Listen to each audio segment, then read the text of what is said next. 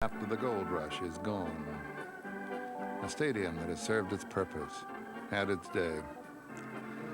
But always there's a time to move on. And the Expos in 1977 were becoming big business as baseball entered the era of free agency and million-dollar contracts. Eastward ho, onward to Olympic Stadium.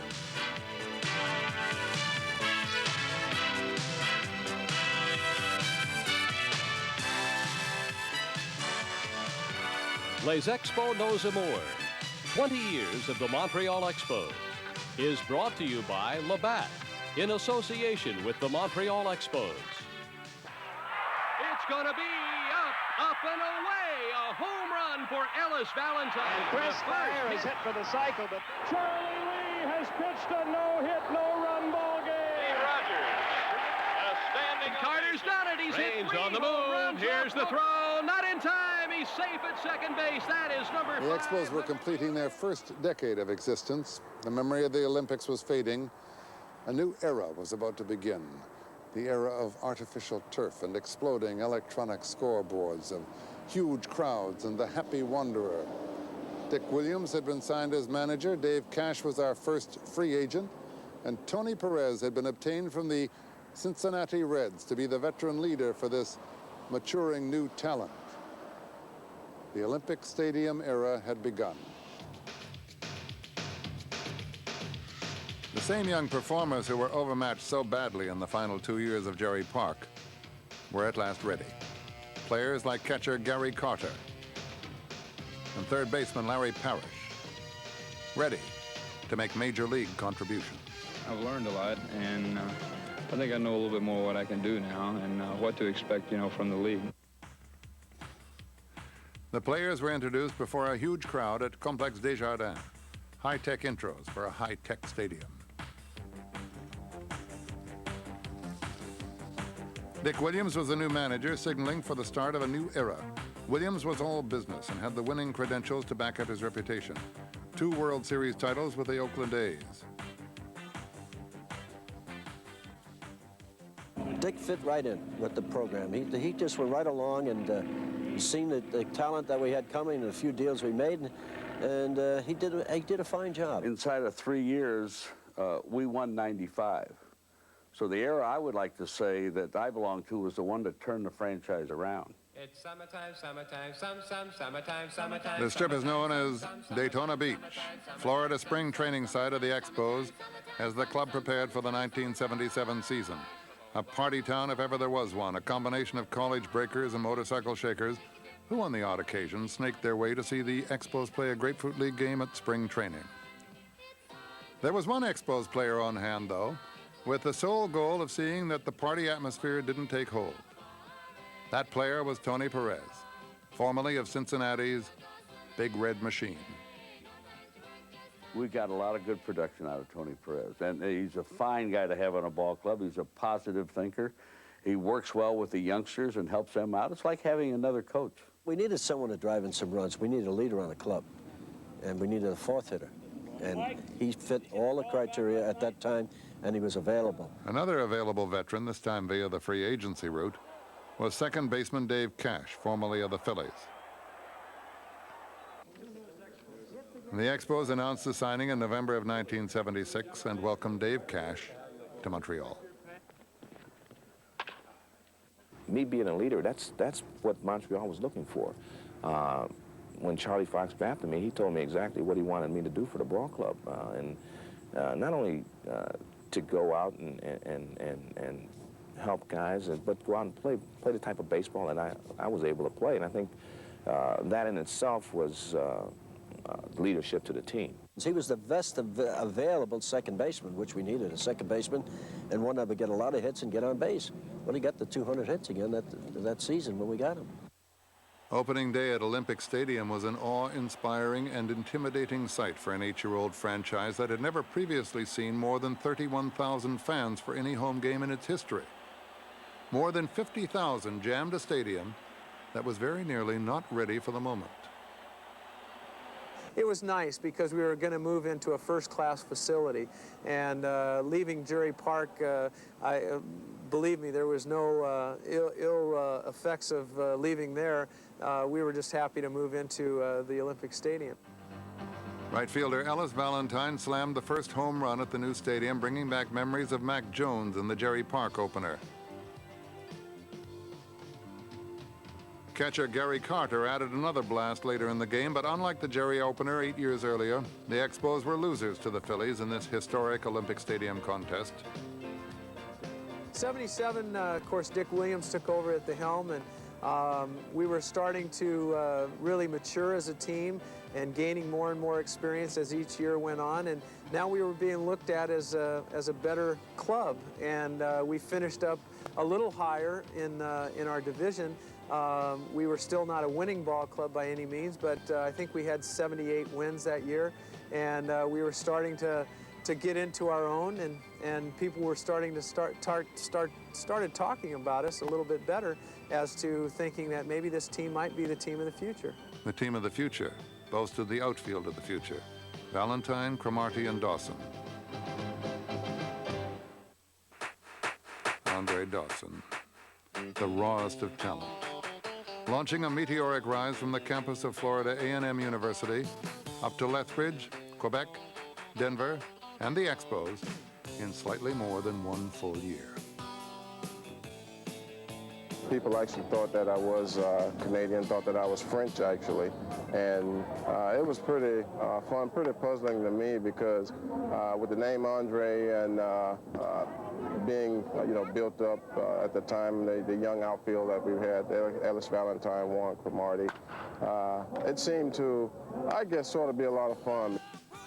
As 1977 began, Dawson was penciled in the 7-hole in the lineup. But by June, he had earned an everyday role in center field, combining speed and power like no one before in an Expos uniform. He roamed the outfield like the bird of prey for which he was nicknamed, the Hawk. I sort of got into a groove, and things started to fall into place for me, and I had a lot of competition from Steve Henderson, who was called up late by the Mets. We finished 1-2 in the voting, but winning the Rookie of the Year was a thrill anyway.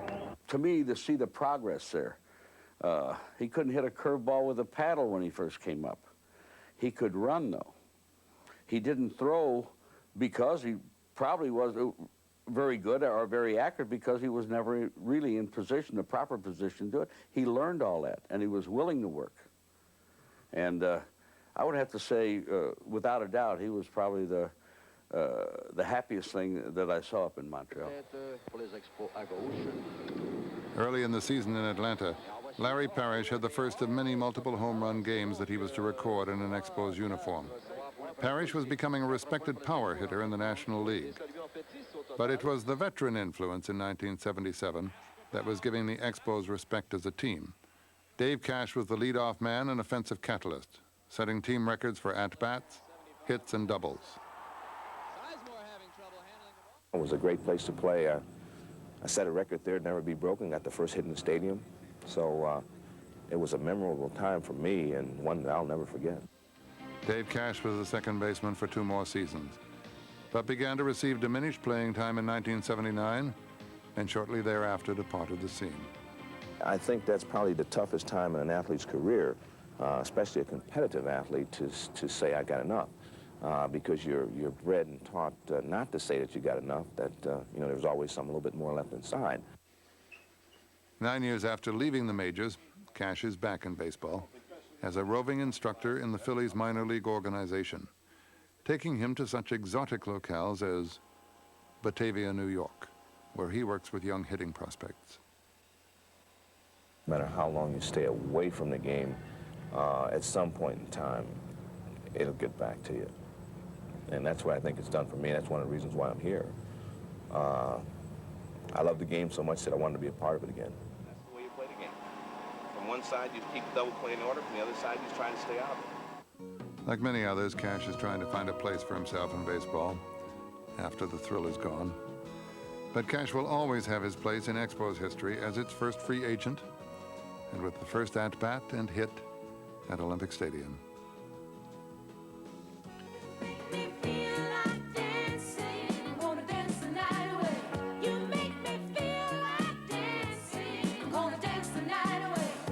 make me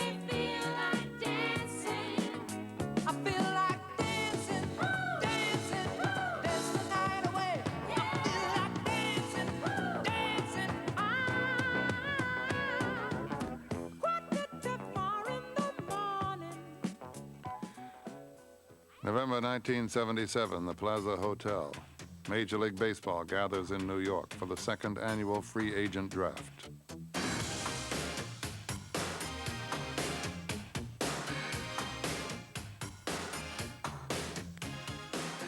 This time, the Expos' priorities were very clear. Pitching. Montreal will take the rights to Ross Grimsley. He's been a winner in the National League. He knows what it is. And we're going on our reports and what we've seen of him. As you know, I tried to get him this spring in a deal and couldn't get him. So now we're going to try to buy him. I saw this ball club as being a team of the future, not many years away. And naturally, the money that was offered to me was, and the contract, the length of the contract had a great deal to do with it. But I saw something further than that, and I elected to go to Montreal. The second Expos free agent was left-hander Ross Grimsley. Grimsley came over from the Orioles in 1978 as a wild-haired, free-spirited hurler with a limited talent but a locker full of desire and pitching savvy. And it was really uncanny. It was kind of like being in a tunnel vision type thing, and everything I wanted to do, I was able to do. Every pitch I wanted to make, I was able to make, you know, on a whole, and it was a phenomenal thing. Grimsley won his 20th game of the '78 season on its final day. He was the first Expo hurler to win 20 in a season, but never came close to duplicating that accomplishment again. I didn't want to leave Montreal. These people give me a 6-year contract and give me X amount of dollars, and now I'm not going to pitch, and they want to trade me. So I wasn't happy. I didn't, you know, let me, you know, stay here and earn my money instead of going somewhere else, especially Cleveland. I didn't want to go to Cleveland, you know. Don't break your hand so far back here, right here in the middle. You know, as soon as you start to the plate, your hand ought to come back, come out. Grimsley is currently a minor league pitching instructor in the Seattle organization, traveling the great Northwest in search of an honest arm. On this occasion, he is in Bellingham, Washington. It's a good time. I really enjoy it, and I was in the big leagues for 12 years. Going back would be fine, but that's not the biggest thing in the world that would happen to me.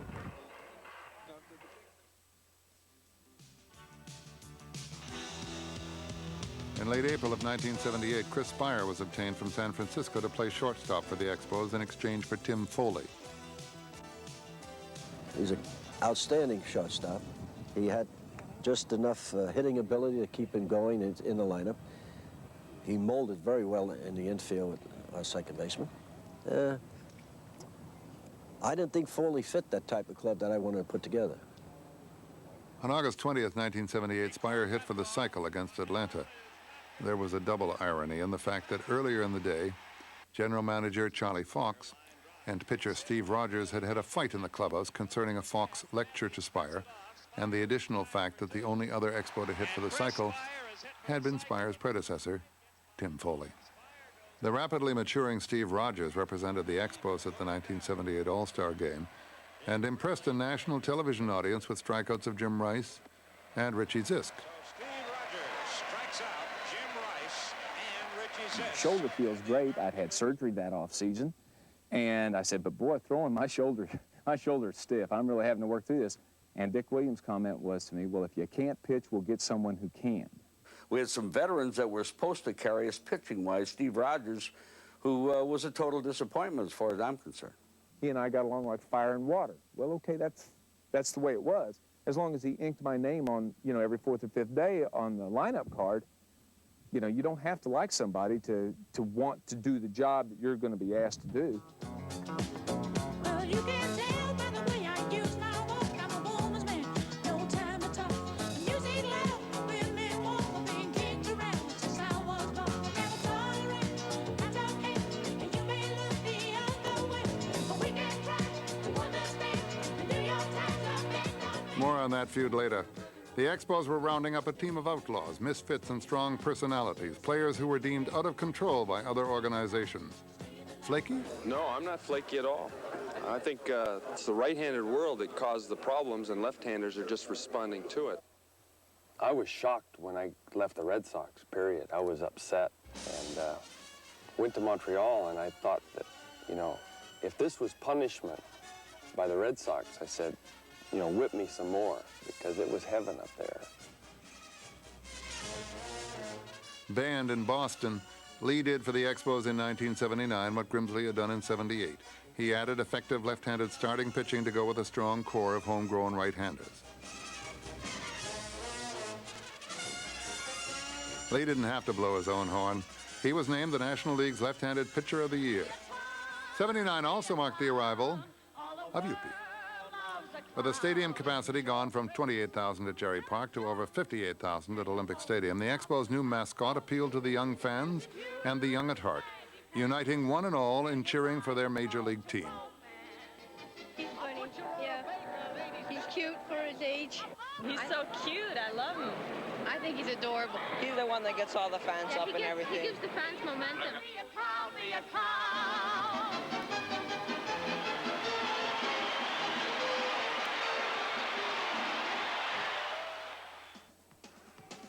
As Dick Williams was introduced to the home crowd on opening day 1979, Larry Parrish was priming himself for the season of his career. He would end up with 30 home runs and 82 RBIs.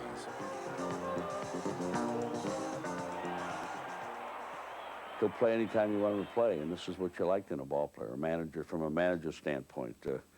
He never tried to jake out of the lineup. He was always willing to play, do whatever he could to help the ball club. Dick's one of those guys that he really doesn't care whether or not you like him or don't like him. And, you know, he can be a hard man to play for because he's after results and nothing else. I had 3 things I wanted done. Show up on time, give me 100% of what you have, and don't make mental mistakes. We'll get along. But in the day and age we're in now, it's always somebody else's fault except theirs in case they fail. Ellis Valentine. The right fielder was perhaps the greatest natural talent ever produced by the Expos farm system. It seemed he was able to do whatever he wanted to do on a baseball diamond and whenever he wanted to do it. Runners rarely took an extra base on his tremendous throwing arm.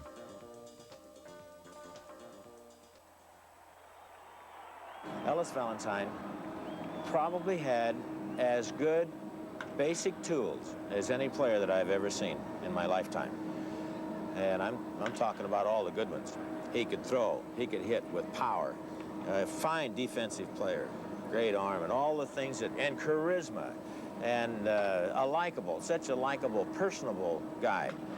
And to see that all destroyed was one of the great disappointments in my life. To the top.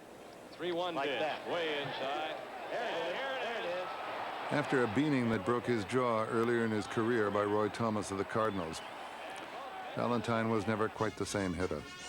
He remained a fan favorite, but injuries continued to plague him throughout his career,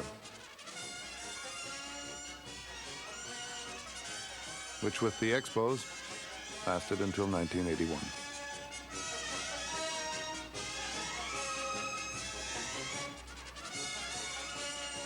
The third member of that outfield of the future was left fielder Warren Cromartie. Crow was a line drive hitter who was forced to work harder to reach his goals than his more naturally talented outfield mates, Dawson and Valentine. But in 1979, Crow had 24 assists from the outfield, tying Ellis Valentine for the major league lead.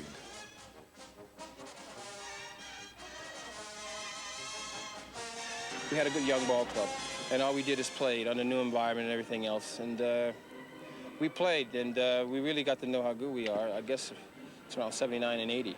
We started making a run for the pennant. Gary Carter was the focal point of the Expos' homegrown talent, the heir apparent to Johnny Bench as the best catcher in the National League. Carter led a trio of Expos to the All-Star game in Seattle in 1979. Steve Rogers once again pitched well in this, his third All-Star appearance. And Carter teamed with Dave Parker of the Pirates to make the key defensive play of the contest in another National League win.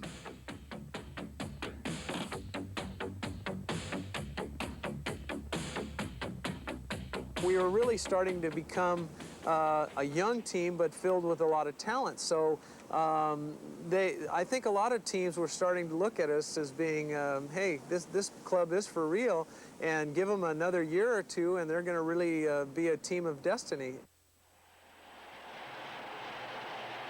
In August, the Expos and general manager John McHale realized that they were in a legitimate pennant race and reached out for veteran pinch-hitting help in the person of an old friend, Rusty Staub.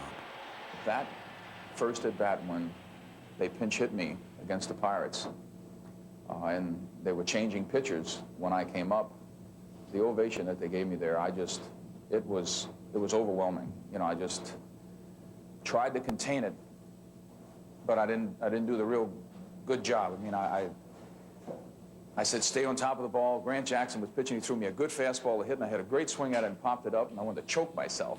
The Grand Orange did contribute to the cause with some timely hits and a strong clubhouse presence.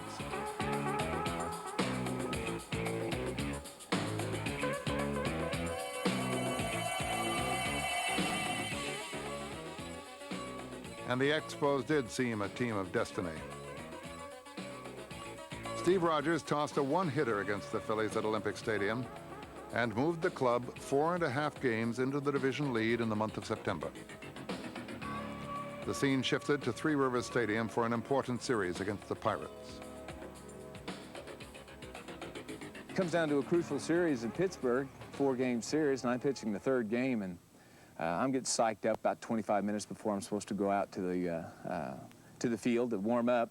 And one of the reporters comes in and says, well, we were just talking with Dick outside, and he said that he wished he had had one of his good pitchers that he could pitch tonight, like Palmer or Bill Lee, but he had to go with you.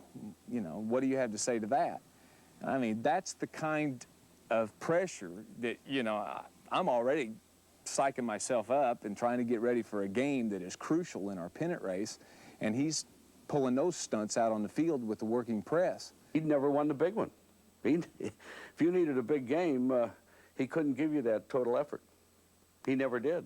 If he was given the Manager of the Year, that would be the first time a positive reward would be given for a negative influence. Dick Williams had been in pennant races before, successfully with Boston and then with Oakland. So he was able to stay away from the distracting emotional highs and lows. And the Expos continued to win in exciting fashion as the race came down to its final day.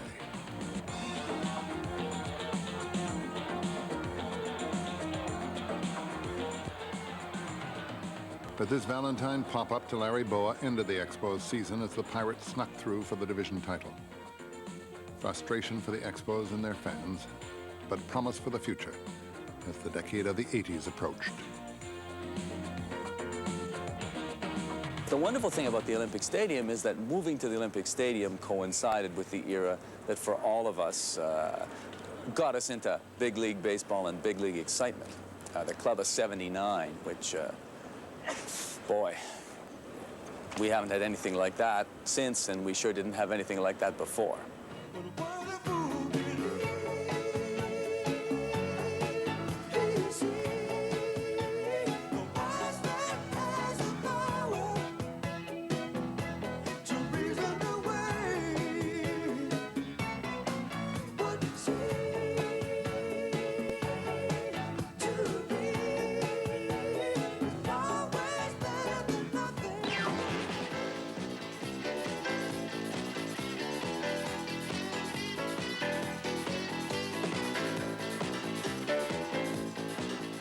As the doors opened on another season in 1980, the Expos took the field with confidence and a new weapon in their arsenal: speed. The speed of the newly acquired left fielder Ron LaFleur and of second baseman Rodney Scott. LaFleur came over from the Detroit Tigers, where he had been the American League stolen base champion. He parlayed his aggressive base running style into a 97 steal season with the Expos, winning an exciting duel with the Pirates' Omar Moreno for the league title. Combined with Scott's 63 steals, they smashed the record for teammates held by the Cardinals' Lou Brock and Bick McBride set in 1974. The dynamic duo combined for a club record 16 double steals and set a new speed standard for Expos fans to look forward to. To make room for LaFleur in left field, the Expos shifted Warren Cromartie's valuable bat to first base, replacing the departed Tony Perez, who had gone to Boston as a free agent. In 1980, Crow had his top season for home runs and RBIs.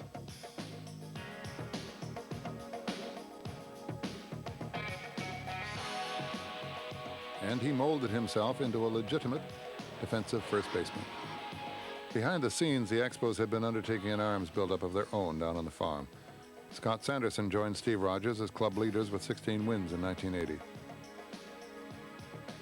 And David Palmer was solid with an 8-6 record and an ERA under 3, despite missing most of the spring training and a month of the season due to injuries.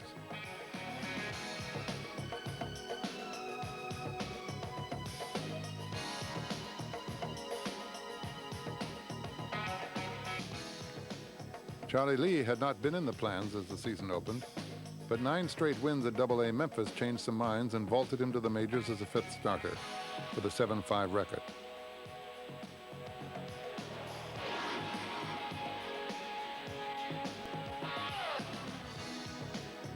And then there was Gully.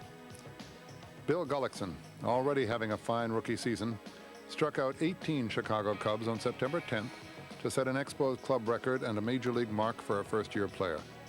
The 18 strikeouts was one shy of the major league record held by Nolan Ryan. After the game, I told him I wasn't a strikeout pitcher. And, that was just one of them nights where I felt really good, and then when I threw the ball down the middle, they took it, and then when I threw a curveball in the dirt, they swung and missed. Another player on his second time around with the Expos was Woody Fryman. And in this life, Woody was reincarnated as a left-handed bullpen ace. He had had a previous career as a starter. The only time I ever threw a ball in a bullpen is like if I had arm trouble and trying to get myself back ready, to go in a game to start again. So your mind, the mental part to me was much tougher than the other part was. Late September, and the Expos trail the Phillies by a 1.5 games. Fryman fans Lonnie Smith for the save to move the Expos closer. That's his 17th save of the season. Meanwhile, back at Olympic Stadium, the party is in full swing. A confident throng approaches every game like a victory celebration in early anticipation of an Expos baseball Oktoberfest.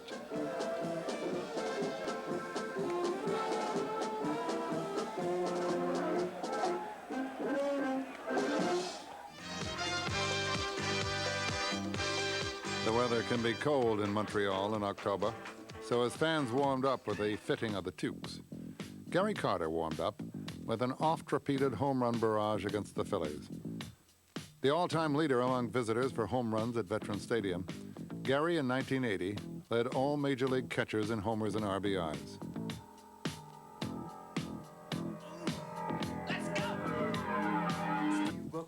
Down the street with the brim pulled way down low. Ain't no sound but the sound of speed. Machine guns ready to go. More than just a one-dimensional offensive player, Gary Carter earned his first Gold Glove for defensive excellence.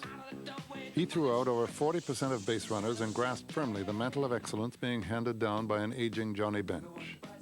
In center field, another all-star player, Andre Dawson, continued to swoop and soar, covering more ground than the shadow of the stadium tower at twilight. Dawson, too, earned a Gold Glove as the league's top center fielder. Defense. Thy name is Expo. As they focused on the critical final 3 games of the season, the Expos were by no means overawed by the task at hand. On that final Saturday, Jerry White struck the first blow versus the Dallas Green-led Phillies in a game that the Expos needed to win to win. They led 2-0. And then they battled into extra innings, tied 4-4. Before this crushing Mike Schmidt blast versus Stan Bonson left the crowd in stunned silence.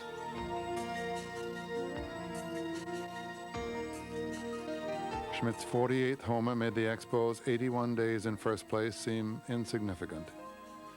But the Expos and their mascot, Yuppie, seemed ready for the 80s.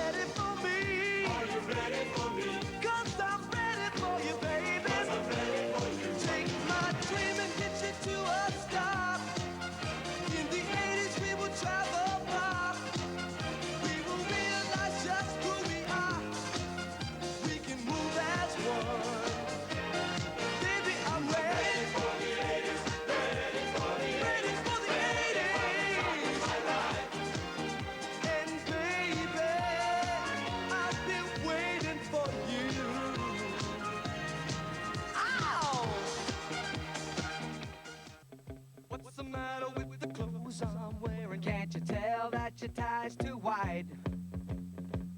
Maybe I should buy some old tab collars. Welcome back to the age of jive. Where have you been hiding out lately, honey? You can't dress as flashy till you spend a lot of money. Everybody's talking about the new sound, funny, but it's still rock and roll to me. It all seemed to come together in 1979. The manager, the starting staff, the bullpen, the starting eight, the bench balance like we had never seen before. What more could be asked for? It seemed like maybe it was the beginning of a dynasty in a sport that had been devoid of dynasties since the demise of the Yankees. I mean, some even dared to call it the team of the 80s, and that decade hadn't even begun yet. What was missing, it turned out, was a little luck. We came so close in 79, so close in 80. Then in that split season of 81, we captured the National League East title in that battle with Philadelphia. And then we went to Los Angeles to fight for the National League title. We were rained out that Sunday. And then in the fifth game, the top of the ninth inning, Steve Rogers threw a ball to Rick Monday, and he hit it over the right field fence.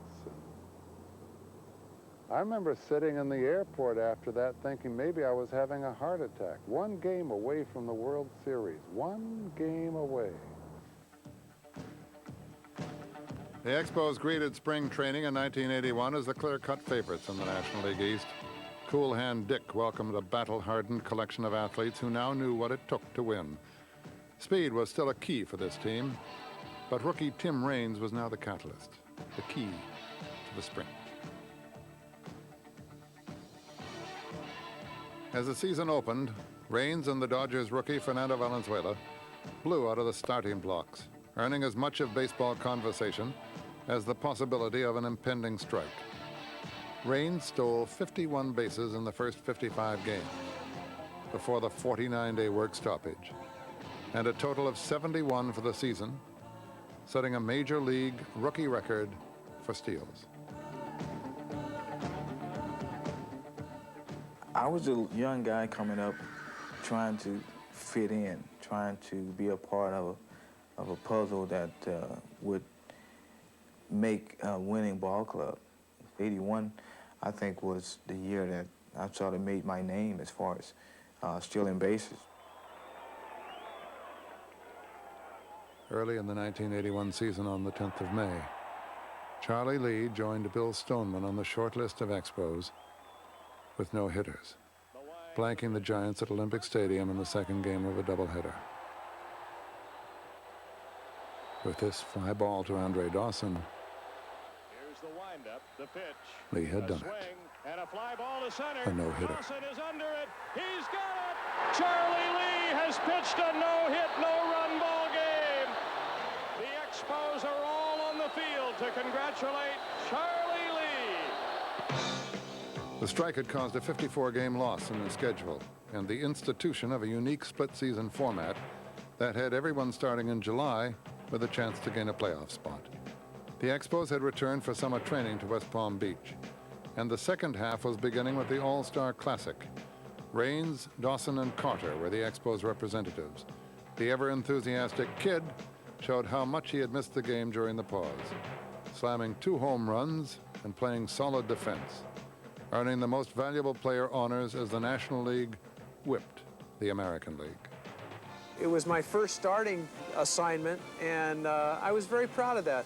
And I was really keyed up. I was fired up to get back to playing ball again, because it had been 6 weeks. And for the ultimate to happen, to hit 2 home runs in an All-Star game and be named MVP, it was like a dream come true. When the season resumed, the rust of a 54-game work stoppage made even All-Stars seem like strangers to the fundamentals of baseball. Something was happening. This was not a Dick Williams style of play, and the manager took the fall.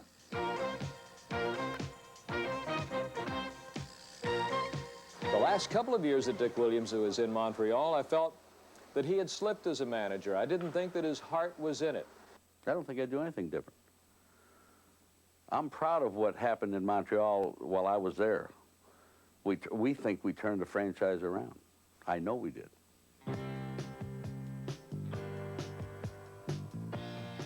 Jim Fanning took over as manager on September 8th.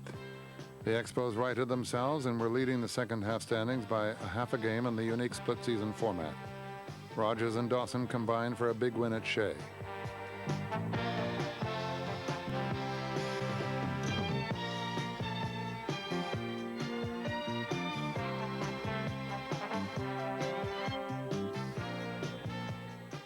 The Expos fans could only reflect on the one win needed to clinch a playoff spot versus the Phils. The next day, rookie Wallace Johnson lined a triple up the gap in right center field to score 2 big runs, giving the Expos a lead for the newly anointed relief ace Jeff Reardon to protect.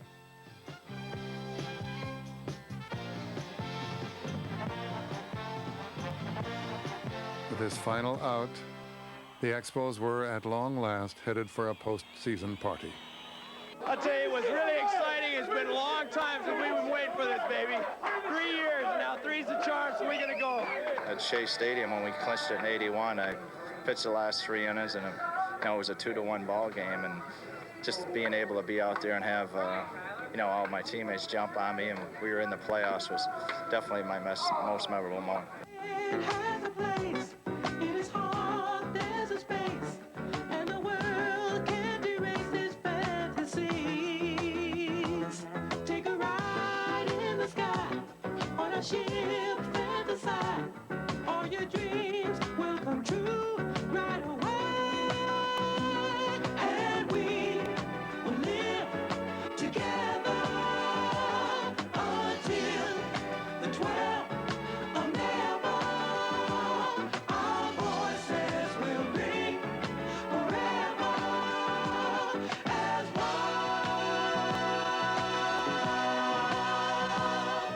The party began at Olympic Stadium in a 5-game series versus the Phillies, who had captured the first half pre-strike portion of the schedule.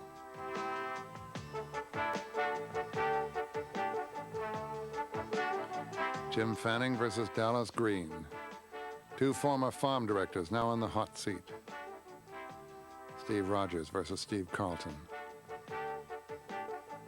In Game 1, the Expos right-hander was dominant, holding the Phillies in check for a 3-2 win, while catcher Gary Carter supplied the home run punch as the Expos took their first ever postseason decision.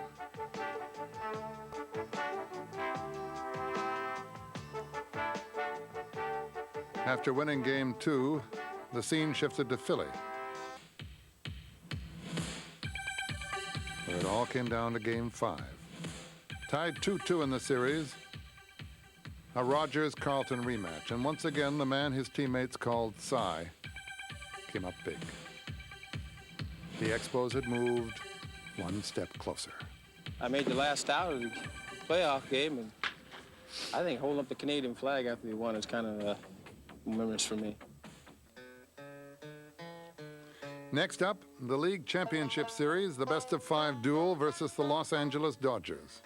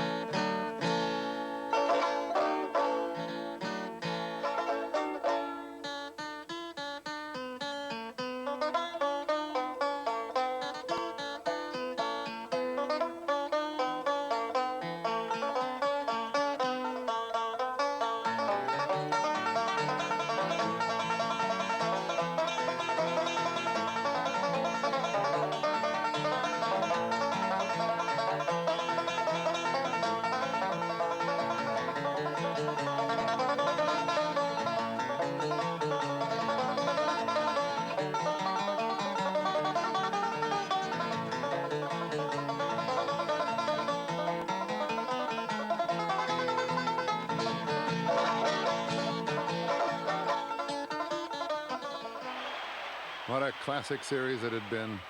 The Expos split a pair in Los Angeles, with Ray Burris tossing a Game 2 shutout versus Valenzuela. Returning home, the Expos took a 2-1 series lead before the Dodgers tied it all up on Saturday. Then, after Sunday's Game 5 was rained out, the deciding game started on a dark and dismal Monday afternoon. A Burris-Valenzuela rematch, a classic pitcher's battle. The Expos threatened to blow it open in the first inning, but came up with just one run on a double-play grounder. Burris held the Dodgers to one run through 8, thanks to some fine defense.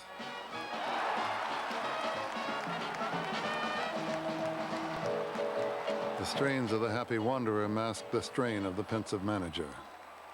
Who to bring in? We really didn't have a closer-type guy in the bullpen, and so Galen and I had made up our minds that we would not bring him into a game in the inning if there was a problem and runners on base. Physically, I was perfect. Came into the game, and I'm sure it's the adrenaline pump that happens to all short relievers. They have to learn how to control it and use it. I was too pumped up. Top of the 9th, tied 1-1. Rogers faces Rick Monday.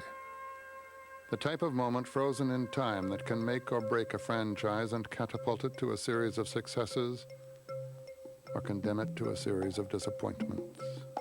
Gary called a sinking fastball and patted outside. Well, normally with the sinking fastball, unless he wanted it outside, he wouldn't give me location on that sinker. I was trying to get him to throw it low and away, and as it turned out, he had it, you know, pretty much up in the strike zone, out over the plate. If I was going to miss, I was going to miss away.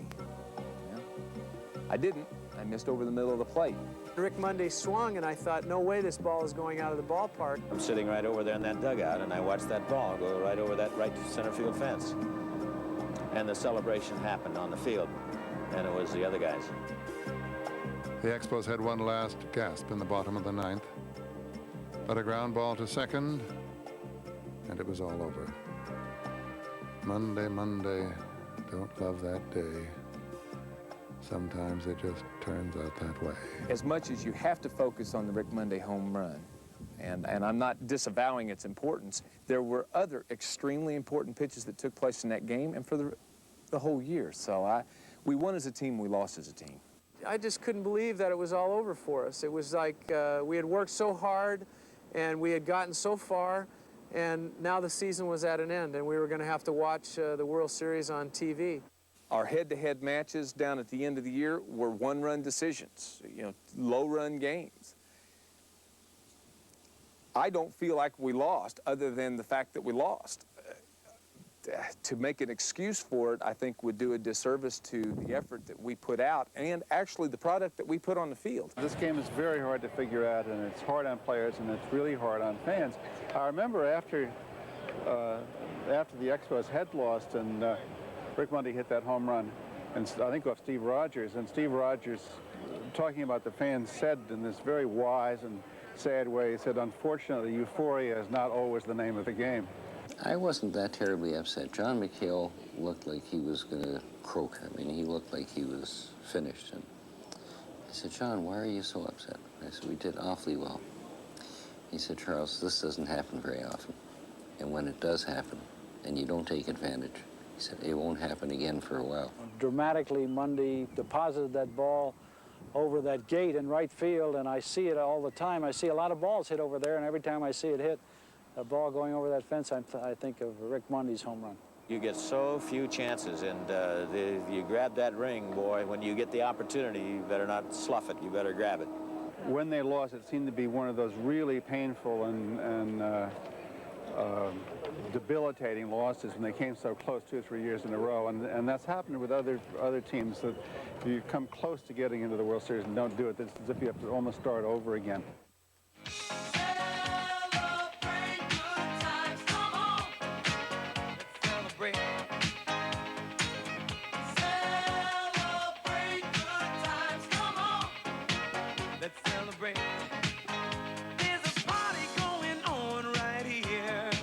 A celebration to last throughout the years.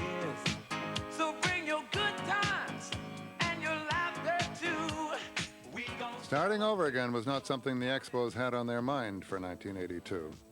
Fine-tuning was more of the idea. On March 30th, the Expos said goodbye to a longtime member of the family.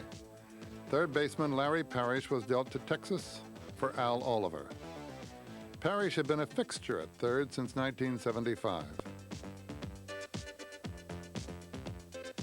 When you're with an organization like that, you know, you figure that it's almost like family, and the first time you traded, you know, you feel pretty low right when you hear the news.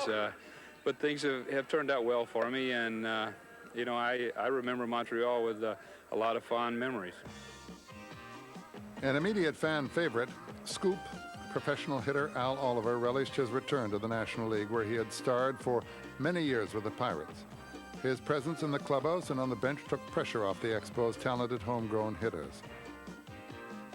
I could not have thought of a better team to have gone to at that time, because, of course, the previous year they were in the mini-series against Los Angeles, and you knew they had a lot of talent and could win. So it was a good move for me, being back into the spotlight of winning again. Oliver won the National League batting title in 1982, his first year with the Expos, with a .332 average, and tied Dale Murphy for the lead in RBIs with 109. Consider yourself our mate. We don't want to have no fuss. For after some consideration we can state, consider yourself one of us.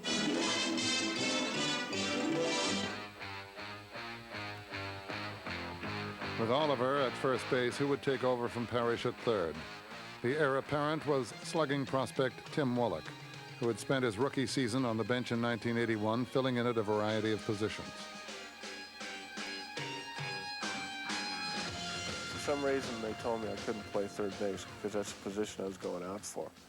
They said I was going to be a first baseman. And, I don't know, maybe ever since that point when they told me I couldn't play it, it was hoping there would be some sort of hope that someday I'd be able to prove them wrong. And I got the opportunity, and I put in a lot of time to be able to do that.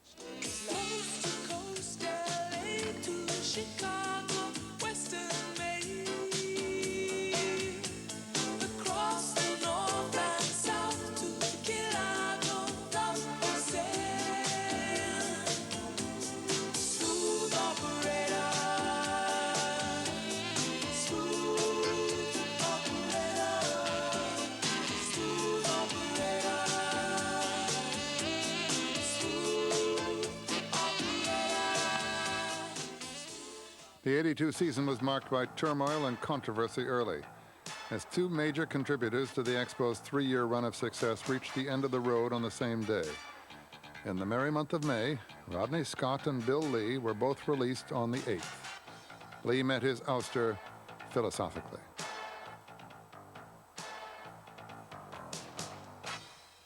I spoke out. I spoke out against specialization. I spoke out about all that.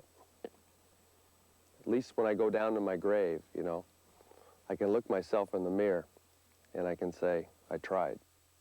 The Expos felt Lee was through, but he continued on in a quixotic quest to one day return to the majors. He started his comeback in the Montreal Senior League, then in a tryout for the Giants' AAA team at Phoenix, where the owner was a former Red Sox batting practice pitcher. In any event, Lee has left a Canadian legacy. I've had great years in Moncton. I've had great years in Sydney, Nova Scotia. I'm the only player that ever pitched for the Expos that's won a ball game in every province, that's pitched in every province, you know, I think with the exception of Manitoba. But I've beat Manitoba in Red Deer, Alberta. So I figure that's 2 and 1. In his retirement, Bill Lee continues to pitch with a variety of semi-pro teams across North America. That is, when he's not dabbling in politics, running for the U.S. presidency. He and his wife call Vermont home. And Bill is in harmony with nature, though he still occasionally tilts at windmills. Lee has come a long way from his youth as a former Southern Californian flake, radical, left-hander who once compared his Boston manager Don Zimmer to a gerbil. He still has strong views on many issues, including the eternal attraction of baseball to its fans. It's so fine-tuned and so perfect that the game It's just a religion. It's a religion. I mean, you go between those lines, it's like going into St. Peter's Cathedral. And I think there's no other game that articulates the human spirit, in my mind, than baseball. From the introspective to the intuitive, from Bill Lee to Woody Fryman, two left-handers who made a difference in the 20 years of the Expos, but as different in philosophy as Carl and Groucho Marx. Fryman, the gentleman farmer, would always take the bull by the horns in an attempt to whitewash enemy hitters. In his second go-round with the Expos, he became the left-handed ace of the bullpen, despite an arthritic arm that meant any pitch might, indeed, be his last.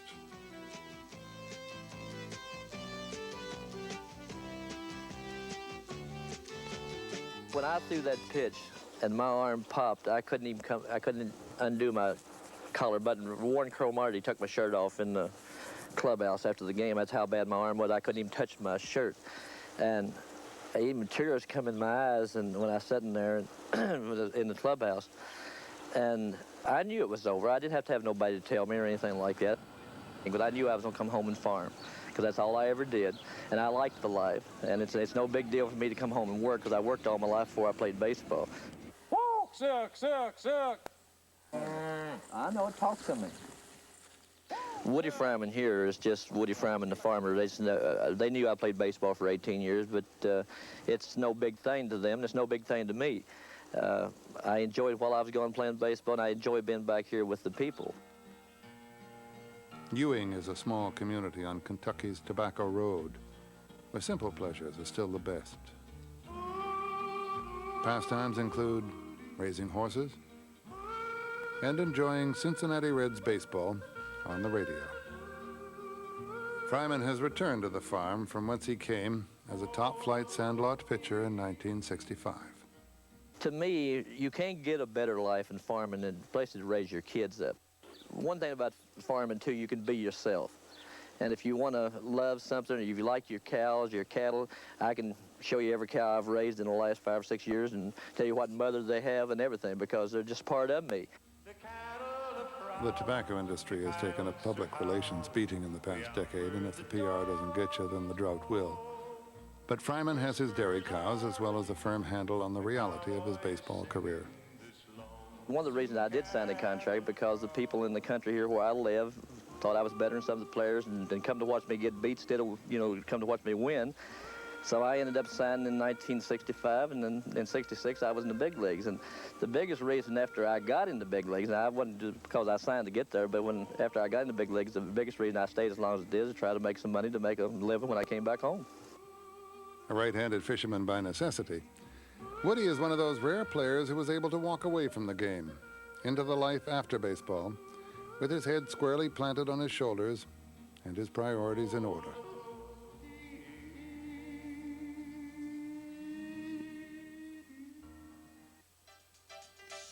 The 1982 All-Star Game at Olympic Stadium. It was a chance for the city of Montreal to shine. The scene was set and the game was on deck. Fans applauded and the bands played on as the best in baseball gathered at Olympic Stadium. Manager Tommy Lasorda, Prime Minister Pierre Elliott Trudeau, Coach Jim Fanning, Expos starting players Al Oliver, Tim Raines, Andre Dawson, Gary Carter,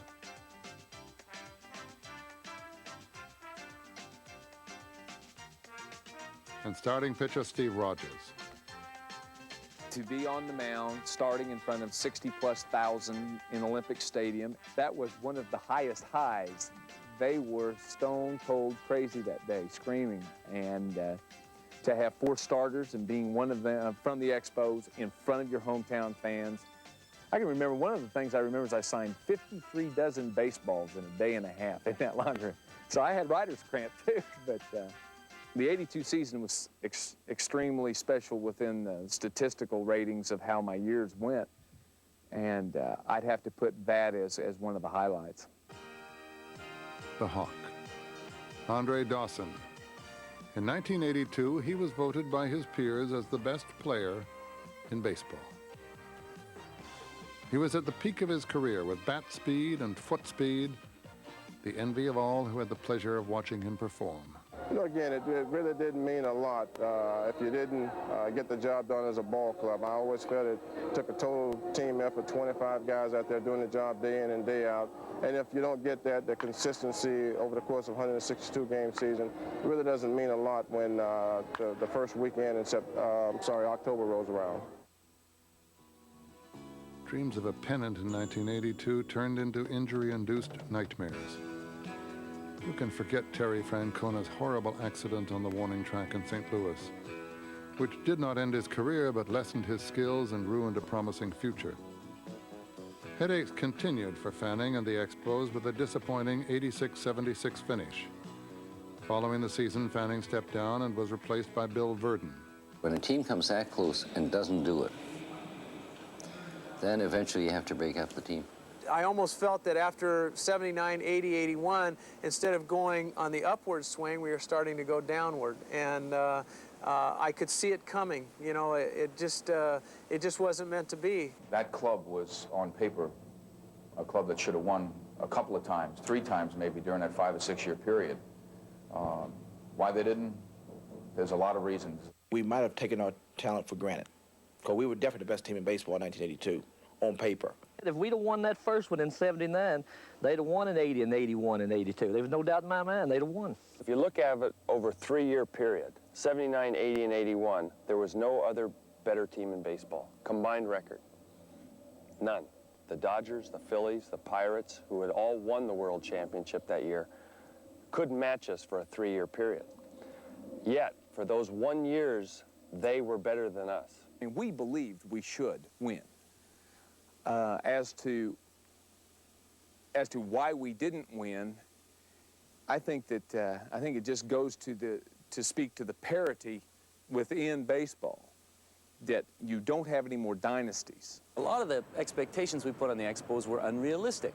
They had a good ball club, but no club has dominated. No club has succeeded in dominating baseball in the 1980s the way it was once dominated by certain ball clubs. I think it's a shared responsibility. I think there were some players that suddenly did not perform to their capabilities.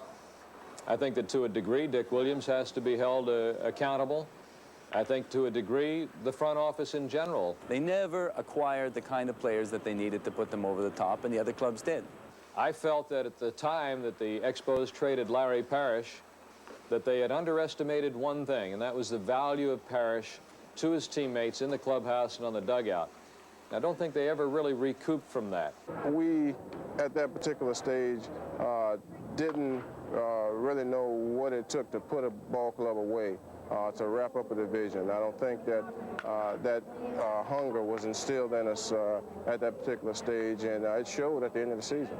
Guys really didn't care if we won a loss, practically, but they wanted to know how well one was doing better than the other. There's a tremendous discipline. And guys have to play together and for each other. And they have to do the little things that'll show the other player. And they have to hit to the right side to move a runner along and take the out. Not a sacrifice, but take the out. And prove to their peers that they really want to win for the club. I don't know if we had guys who were willingly going to do that. And I don't think it was an all for one, one for all type of operation. Rising up, back on the street, did my time, took my chances. Went the distance, now I'm back on my feet. Just a man and his will to survive. So many times it happens too fast. But there was more trouble on the horizon for the Expos.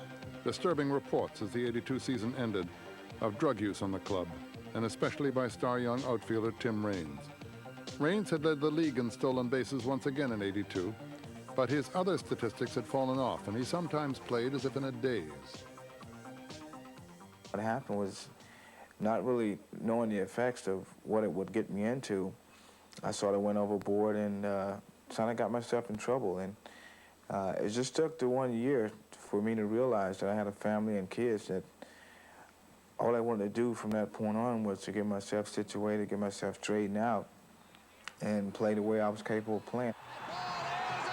And the way Raines is capable of playing makes him one of the finest players in the game of baseball. When Rock is on a roll, he's one of baseball's elite. We're gonna rock this town, rock it inside out. We're gonna rock this town, think of scream and shout. Let's rock, rock, rock, man, rock. We're gonna rock till we pop, we're gonna rock till we jump, we're gonna rock this town. His relationship with Andre Dawson is a special one.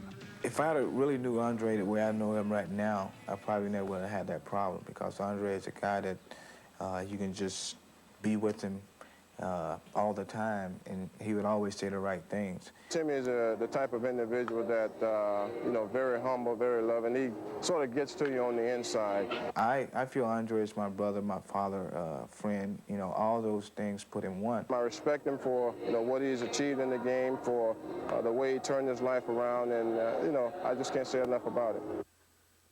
In baseball, very few players have reached the levels Andre Dawson has, specifically the upper levels of the Astrodome, which the Hawk did on this swing against Frank LaCorte in May 1983. But Dawson did not always enjoy this success. Dawson comes from this neighborhood in Miami, where growing up he dreamed of a career in professional sports. He was a defensive back in football and an outfielder in baseball. A lot of people thought I was crazy. Even my counselor would look at me and laugh. But I was business. I was serious. And I guess today when I see them, you know, they look at me and smile. And, you know, it's really a wonderful feeling. Dawson was selected in the 10th round of the June draft in 1975. He had been turned down by the Kansas City Royals Baseball Academy as a youth because they said he wasn't fast enough. When drafted, scouts said he couldn't throw and left field would be his position. But he worked hard to change that. Once I step between the two white lines, I'm very serious. I take a lot of pride in wearing a uniform, and I just go all out. The 1983 All-Star Game in Chicago's Comiskey Park. Once again, Expos studded the starting lineup. Tim Raines on his way to another stolen base crown. Andre Dawson, already voted the best player in baseball by his peers. Al Oliver defending his National League batting title and RBI crown. And Gary Carter, the pride of the Expos and already an All-Star MVP in 1981. 4 starters for the National League, with Steve Rogers once again named to the pitching staff.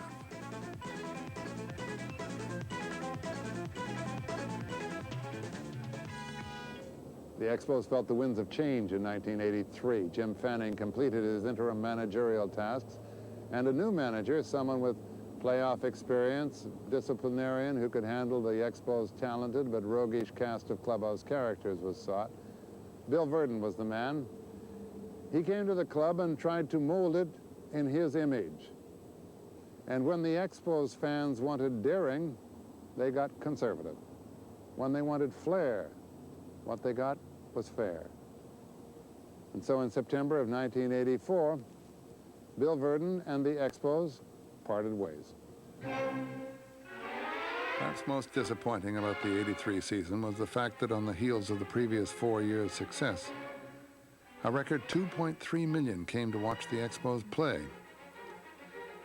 And these fans left disillusioned, and many of them would not return for a number of years.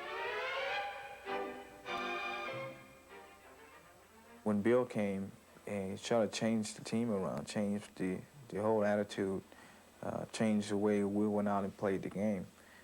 Bill was a conservative manager. He was the type of manager that, you know, just sort of sat back and waited for us to win or waited for us to lose. He never put out here. He never seemed involved. He didn't relate to anybody. He seemed to be going through the motions and sleepwalking.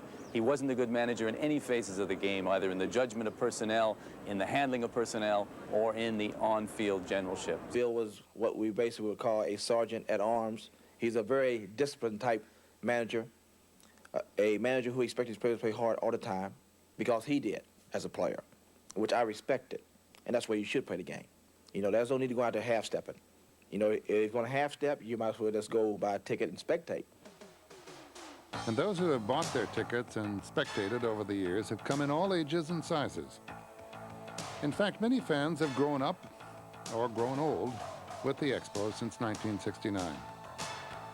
Expos fans have shown a discerning taste, and they all have an opinion about their team. J'aime les Expos. I love the Expos, boy. J'aime les Expos. Stay for just a while. Stay and let me look at you. It's been so long I hardly knew you. Standing in the door.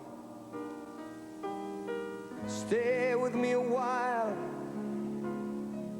I only want to talk to you.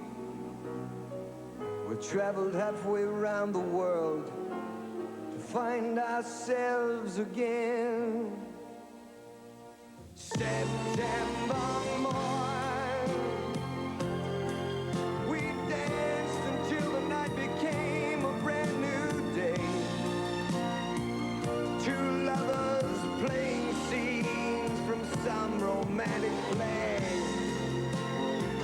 September morning still can make me feel that way.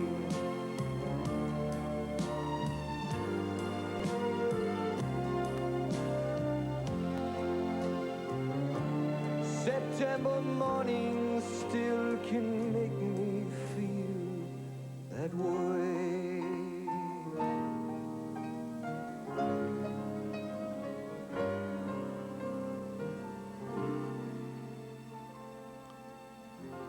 As fans waved goodbye to the '83 season, there were Expos players who were bidding their own farewells.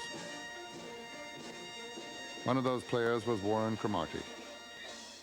Crow had always been an active participant in community affairs in Montreal and was one of the better-known public figures in the city.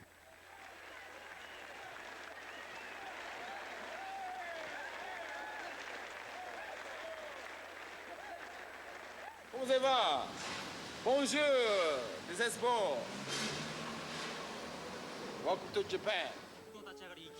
Cromartie, an Expos regular throughout his major league career, had become a free agent and signed a lucrative deal with the Yomiuri Giants, managed by all-time home run leader Sadaharu Oh.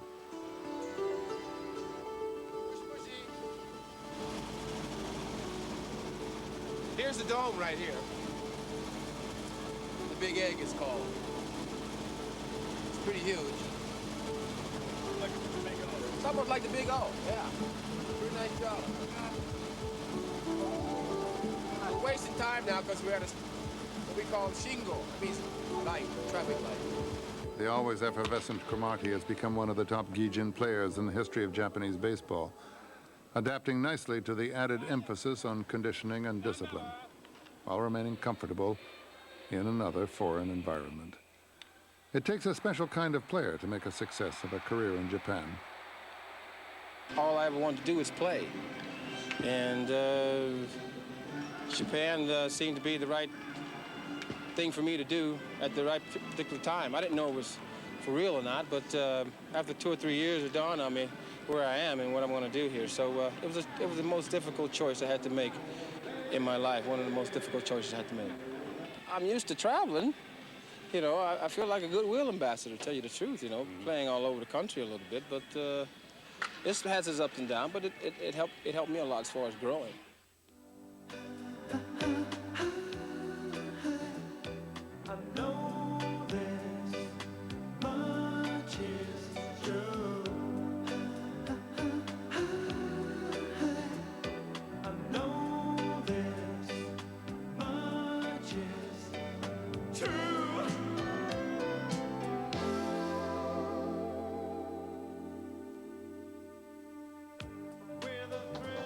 In 1984, Bill Verdon returned for his second season as manager. And a new addition to the team had created a sensation at spring training, dominating headlines and attracting national attention. Free agent Pete Rose was in search of hit number 4,000. And he got it in the home opener versus the Phillies and Jerry Koosman. Extra base hit. The fans gave this future Hall of Famer a standing ovation.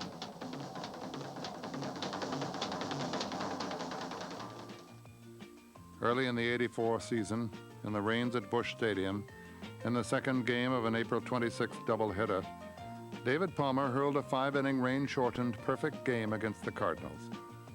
It was the fourth no-hitter in club history.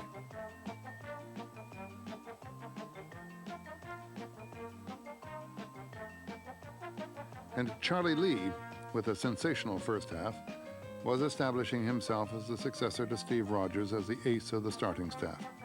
Lee was 13-4 at the All-Star break.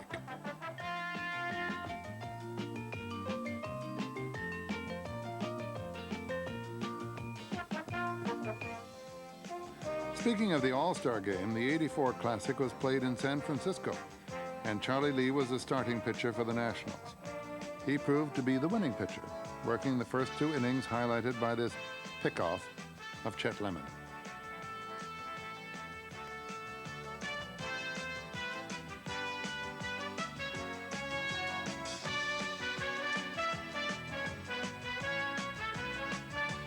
Also named was Tim Raines, his 4th straight game, Tim Wallach, his first contest, and of course, perennial All-Star Gary Carter.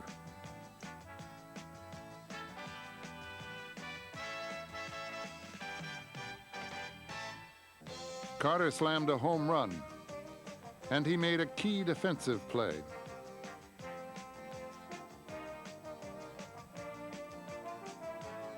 Earning his second Most Valuable Player award in 4 years. Everybody remembers number 1, nobody remembers number 2. And I've tried to become the best catcher in baseball. And I feel like I've arrived, and so in that regard, when you're compensated for being the best, then that's a good feeling. 1979, broken thumb, right thumb, fracture, and torn ligaments. The ligament pulled away from the bone. So they did surgery on there and placed 2 pins in there as well. I'd say you're still in pretty good shape. Yeah, I think I'm all right. I think that covers it. As the years went by and we had a taste of being as close as we were in 1981, and we had good years, and we had a good income possibility, and we have people who can afford it. We decided that we have to have this player. He plays a position that nobody else can play it, like Gary. He's the guy we need for our club to be a winner. Okay now, Christy, give me your smoker.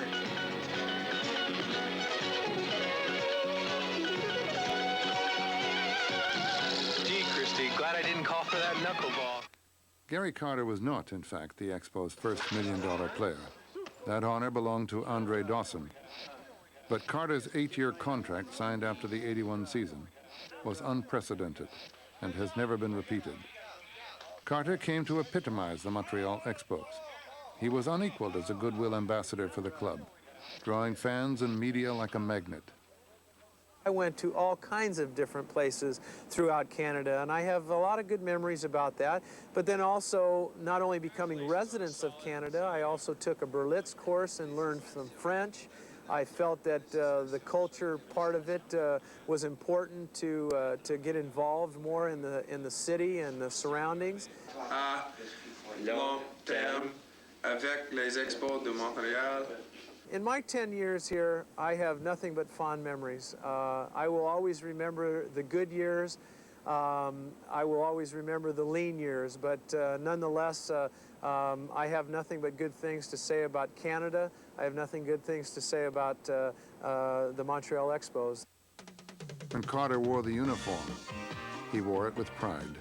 From 1975 through 1984, he was the best catcher in the National League and one of its top players. He ruled the Olympic Stadium, and fans were genuinely shocked when he was dealt to the Mets following the '84 season in a trade that rivaled in impact the Rusty Staub deal 13 years earlier. It was a front office decision.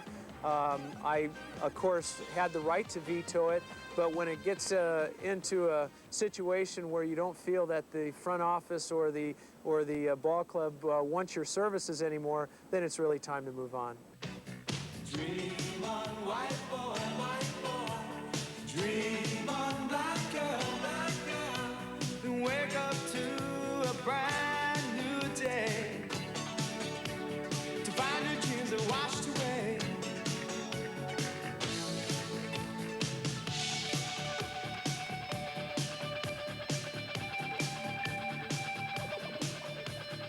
The Expos' pitching equivalent to Gary Carter in terms of immediate identification with the Montreal franchise would have to be Steve Rogers. Rogers also was a thread between the Jerry Park and Olympic Stadium years, going from the depressing clubhouse of the 55 wins in '76 to the euphoria of the 95 victories in '79. The Montreal Expo organization was home for my entire career. There's no doubt that's special because I think at the time there were only 4 or 5 players with over 10 years of major league experience that were all with one club. And so I kind of fit into an elite group. One of the best memories I have is that I was able to see it all happen and be a part of it. And you know, the Montreal Expo emblem was an oddity in '73 in the National League. Montreal Expo's emblem in '85 when I left was an established major league emblem of a solid organization, and to have been part of that is a very, very special part of my life.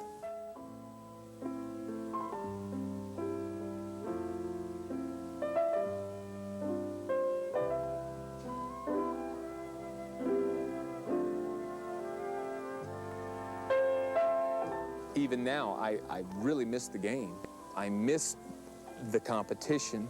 I miss the instantaneous feedback of whether you've done well or not. You can go pitch to pitch and know whether it was a good one or not, or you can go inning to inning or game to game, year to year. You can break it down to whatever increment and know whether you did a good job or not. Sometimes you can work as hard as you want in an office situation and never know whether you did well or not. You just know you worked hard. Rogers, in retirement, lives with his wife Barbara and his 2 sons in Tulsa, Oklahoma. He returned there following his release in May '85. Steve had earlier that season vetoed a deal with the Houston Astros. Leaving the game was tough. My wife was hurting probably as badly as I was. And so together we muddled our way through. We were our own support mechanisms for one another. The boys wanted to go to spring training because they loved being at the ocean, but still it hadn't hit yet that things had drastically changed as far as my career move goes. Welcome to Sports Scene, cable television's only live 2-hour sports call-in show. Rogers' career moves have always involved an effort to remain tied in with sports. He is a contributor to a call-in cable TV sports program in Tulsa. In addition, he has done color on Oklahoma State University baseball broadcast.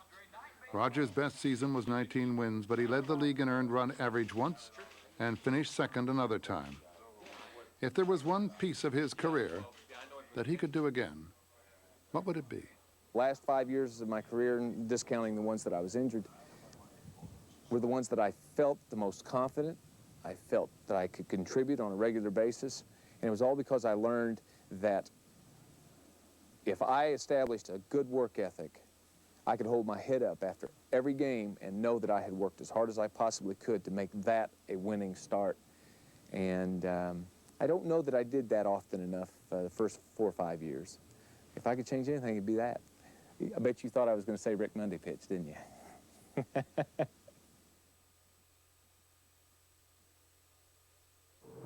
In 1985, the Expos were looking optimistically towards the future, and in the club's vision of that future was the name Buck Rogers. To many observers in that winter of 1984-85, when Buck Rogers was signed as the manager, his name did not signal an upswing in the Expos' fortunes, but it sure did prove to be just that. Buck Rogers brought to the Expos baseball team an open and exciting freshness. And once again, the Olympic Stadium and the fans were alive. Ladies and gentlemen, the Montreal Expos. Tout d'abord, le gérant, our manager. Accueillons Let's welcome Buck Rogers. Le voltigeur de centre numéro 3, Herman Winningham. Allez pour le numéro 7, Youpi Brooks. Le receveur, le numéro 20, Mike Fitzgerald. The Buck Rogers era crept inauspiciously into Olympic Stadium. He was known to Expos fans only for his colorful nickname, not for his uncanny knack of dealing with players. Yeah, I'll take that. I'll take it. I consider myself, anyway, a teacher, a motivator, somebody that is fair, but don't ever take fairness for weakness. Buck was publicized by the media as the Expos' last choice for manager. There had been names mentioned, the likes of Earl Weaver and Chuck Tanner. Rogers had tried and failed at Milwaukee with a talented Brewers club that went on after the firing of Buck at the midpoint of the 1982 season to the World Series against the Cardinals under Harvey Keene. Now, what could Rogers possibly contribute to the Expos scene? We had to change the attitude, number one, into a fun, hopefully a winning type attitude. But everybody was just waiting around, waiting to lose, it seemed like. I think that there's been some excitement created, and now I think everybody, the players, the organization, and the fans especially, are hungry for a pennant. Starting out the 1985 season, Buck Rogers could count on a potent middle infield combination, second baseman Vance Law and shortstop Huey Brooks, both acquired during the winter. Brooks came over from the Mets, where he had played third base, and he drove in 100 runs in his first season in a Montreal uniform. He was the first National League shortstop since Ernie Banks in 1960 to drive in 100. He won a Silver Slugger for offensive excellence at his position.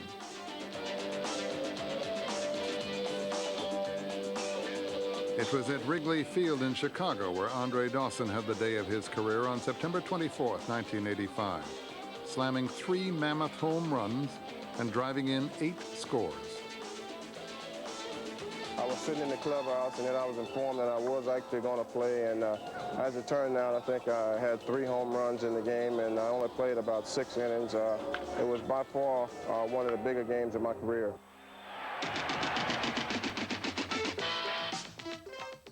The catalyst of the Buck Rogers Expos in 1985 was The Rock, Tim Raines. His value has always been in his flying feet and his consistent bat, and the respect for his manager is mutual.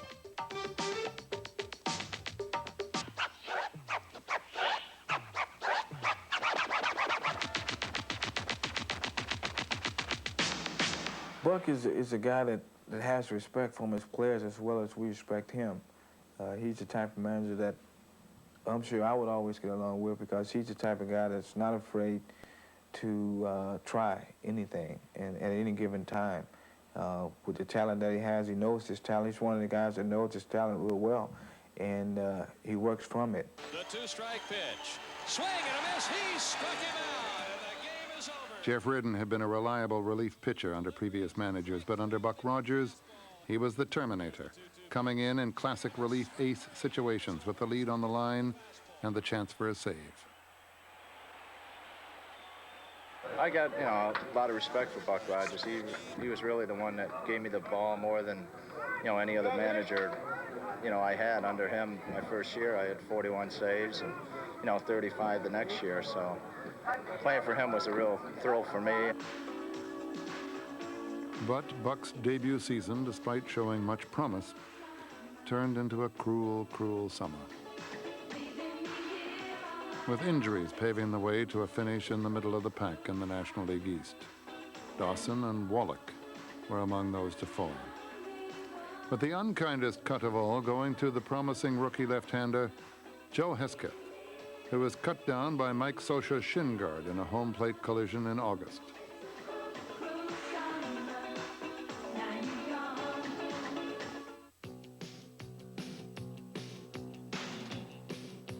Bill Gullickson also bid goodbye to his fans in 1985, being traded to Cincinnati and then to the Yankees before saying sayonara to New York and embarking on a career in Japan, starting in 1988. Hey, that's Youpi. Hey, Youpi. Bill was not alone in the land of the rising sun. He had a running mate and former teammate Warren Cromartie, who preceded him by 4 years to the Yomiuri Giants. You know, I knew that he had been here. This would be his 5th year, and he'd be able to help me out as far as things that I didn't know, and I didn't know anything about Japan. You know, I didn't. And what you do back in the States in baseball, you think, oh, it'll be the same here, but it's not. Certain things are supposed to happen, I guess. And me and this guy's supposed to be playing ball the rest of our career somewhere down the line, I guess. He played ball at Montreal for 8 years. Now he's here in Japan. It's like he never left. By Japanese standards, by any standards, Gullickson is an imposing sight on the mound, bringing his reputation as a strikeout pitcher with him to a breaking ball league. You're more like a movie star here if you're a baseball player. You know, we're in the States, you can go anywhere and do anything you want, but here if you're a baseball player, everybody knows you and everybody knows where you're going to be and what time you're going to be there and things like that. So the main thing is adjustment, really. If you can adjust, then you might be able to handle it, but if you can't adjust to it, you never make it. It's quite an experience walking down the street and everything's Japanese and stuff. And you see, now that I look back on it, I've been here about 8 months, and you say, boy, you sort of adjusted and you didn't even know it, you know. Bill Gullickson and Warren Cromartie, a pair of former Expos on the other side of the world.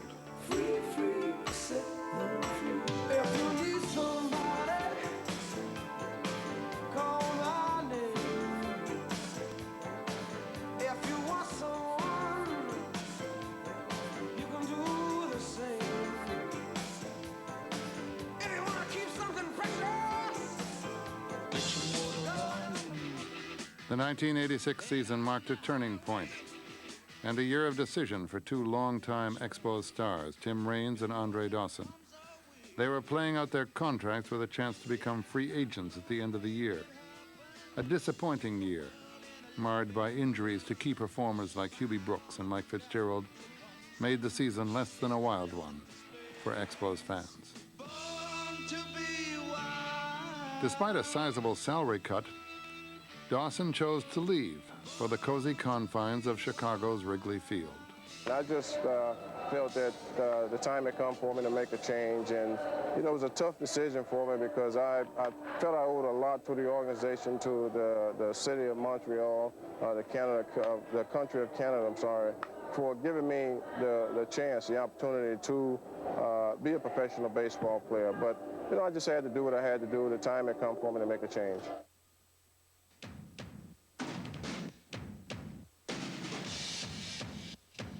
The 86 season was also the last for another Expos stalwart of the 80s, the Terminator. Jeff Reardon was dealt to the Minnesota Twins in a 6-player trade.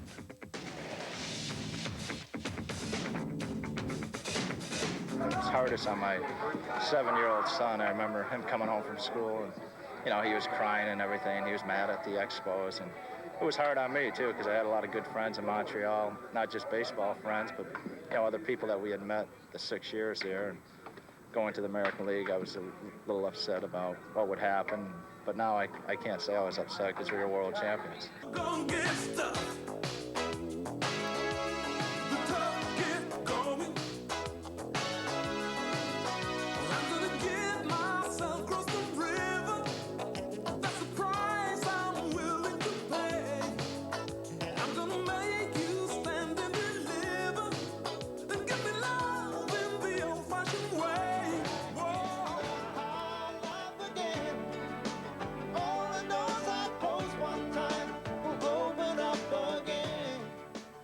Raines chose to return to Montreal, signing with the Expos as a free agent on May 1st, 1987.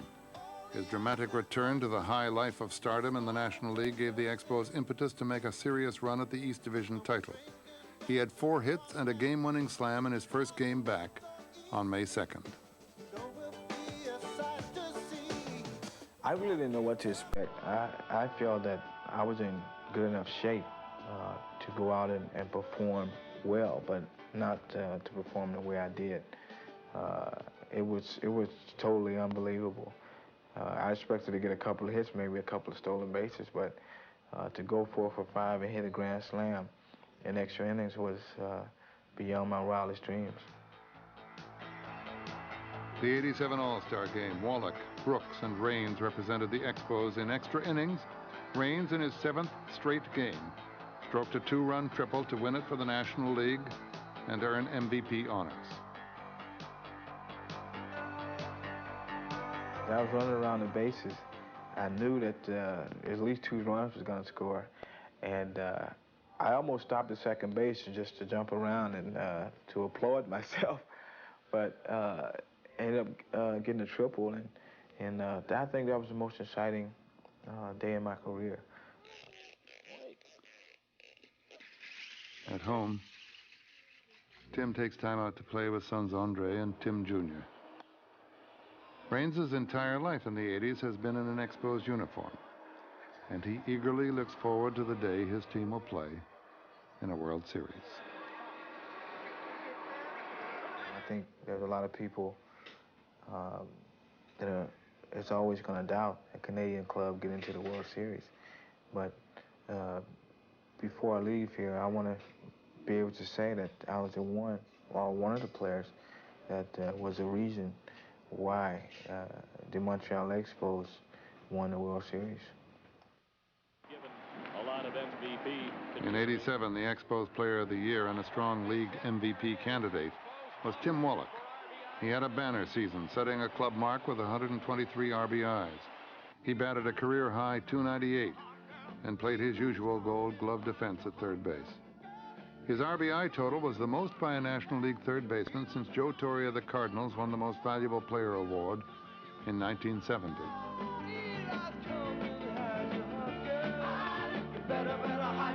Now people know Montreal Expos. Well, we still don't get the coverage that the teams in the States do. But people know who we are because we've been close enough and we were there once. And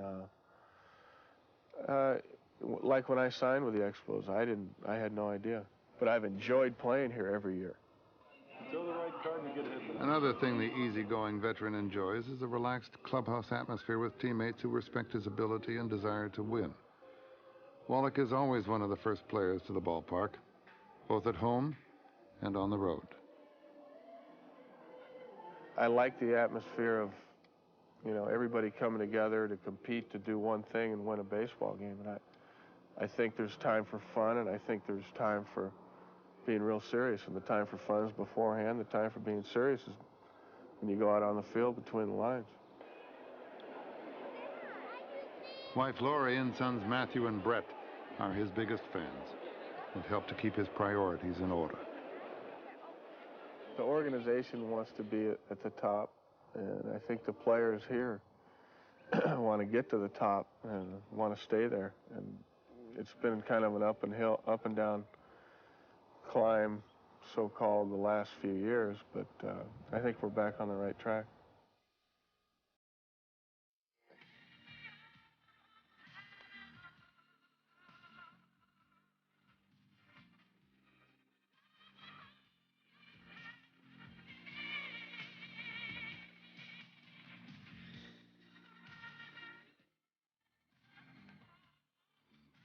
In 1987, the Expos almost did have it all. It was a return to the status of contender after being listed as an also-ran since 1983. And the fans and the players treated the resurgence with a refreshing enthusiasm, rekindling what earlier in the decade of the 80s had been a rip-roaring, old-fashioned party atmosphere at the Big O. The winning spirit had returned as the team neared the end of its second decade.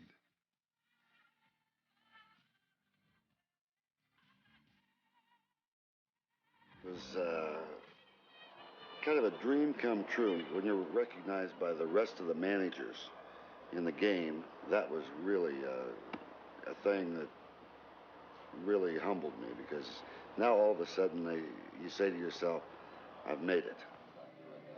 The field manager, unofficial public relations man, and the spin master of optimistic outlook.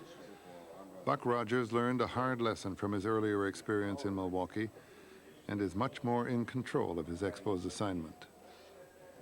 In Milwaukee, I used to go out and try to do everything myself. I'd be the batting instructor, the infield instructor, the pitching coach, you name it. And then I'd wait for the game to start and I'd be the manager. So now I'm just the manager. Sure. Is this rainbow bright, please? Rogers makes his home in Yorba Linda, California, minutes from Anaheim, where he played out his career as a catcher in the American League with the Angels in the early 60s. And when the Expos make their twice-yearly trips to the West Coast, Buck takes the opportunity to enjoy a little home cooking. My family is very important to me. I think that I try to keep the same profile, both at home and at the ballpark. I try not to bring my troubles home. Very tricky. Rodney. Okay, Roger. Back a foot. I enjoy myself. I have fun. Hopefully I'm not a phony. I don't come off as a phony. What you see is what you get.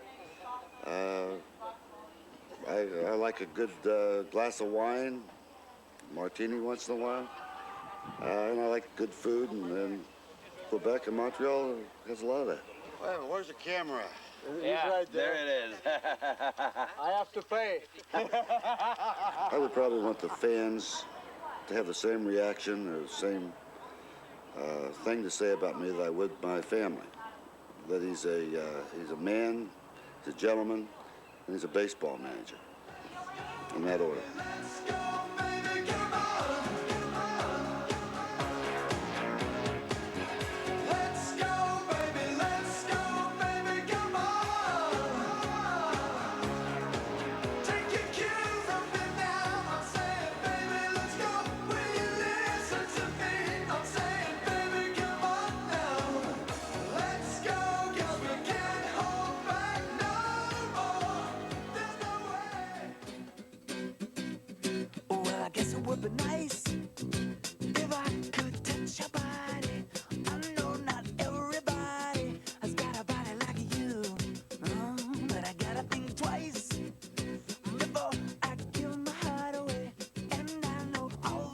As the decade wound down, the Expos received an award as Major League Baseball's Organization of the Year and were being touted as the team of the 90s. Looking at Montreal this year, they had a great minor league winning record, but more important, they've got some great talent coming through, some great young ball players. So we just felt, just everything considered, they were the Organization of the Year. A young and dynamic decision-making team and a well-stocked farm system. These were the keys as the Expos look forward to the third decade of existence with David Dombrowski, their young general manager. There's nothing like the winning, and all of a sudden when you have the clinch a division championship or playoffs and everybody hugging one another and the champagne pouring. It just, you can't describe the feeling. It's a chill that goes into you, and that's what we're all shooting for, and hopefully this talent will make us be able to do that in the near future. You know, sports in North America are a very important part of our social fabric. And I think we've done it. We've done it well. I think had we not come along, I doubt the Blue Jays would be in Canada. I'm delighted they are. And I think that it makes us an important part of the North American scene. And I think economically, socially, whatever way you want to look at it, for Montreal and Toronto to be an integral part of the North American scene, rather than just having our own parochial rivalry, is a very important thing for this country. Montreal is a different city now than it was in 1968. Its world is faster, larger, colder.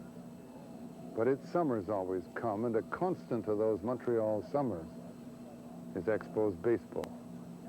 And as the Expos enter their third decade, there is an optimism born of the brashness of youth, a young front office, a young, well-stocked farm system ready to feed major league talent into this Expos team well into the next decade. It's been nearly 20 years already. Memories abound. The future is viewed with experienced optimism. This road was so long and winding. It was such a hard road. But we couldn't stop once we had started. We were always getting closer. Suddenly it happened. Suddenly it happened. Suddenly. A chance in a lifetime. A chance in a lifetime. Now we're gonna take it. We can make it. your heart in it. It can take you anywhere. Who's to say that we can't make it? It's the same dream that we share. Keep on believing. Keep on believing. Keep on believing. Les Expos Nos Amours, 20 years of the Montreal Expos, has been brought to you by Labatt in association with the Montreal Expos.